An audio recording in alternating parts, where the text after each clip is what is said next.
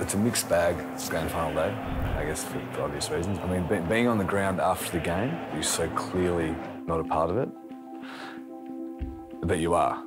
But I mean, it just doesn't, it's not even in the same realm whatsoever. So you're obviously, ecstatic because you have been a part of the year and played a reasonably significant role.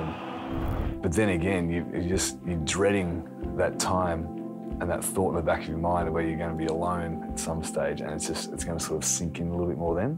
Fortunately, I guess I'd been on the other side and, played in 3 grand finals, played in 2 winning grand finals, so you know what the experience is like.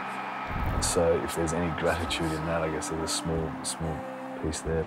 It wasn't so much a matter of the consideration of continuing the career as it was making sure it was the right decision. Changing clubs, I think now is so much more prevalent, but whether I was comfortable to do that at my stage of the career, and there was one conversation of reasonable substance, and that was with Collingwood. In doing that, I guess I just wanted to know what was on the table from all parties. Coming from Hawthorn and the success that we've had, and then, not quite knowing the success that Collingwood are going to have over the next couple of years, it just didn't sit well with me to be in that position. There's a romantic nature, I guess, in terms of being at one club for your entire career.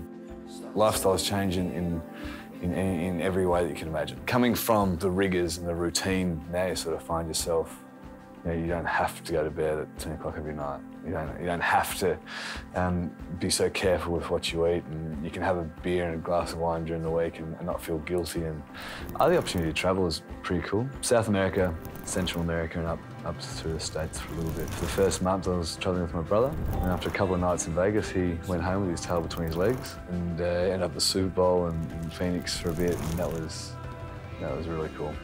I get told, and I get the impression the hardest part is still to come. Experiencing, what you used to do with those guys day in, day out, and all of a sudden you're so quickly not a part of it. Priorities change, and I guess you have to move on pretty quickly. I guess I'm sort of lucky to still be involved in the industry at a sort of certain level. But again, that doesn't come close to playing.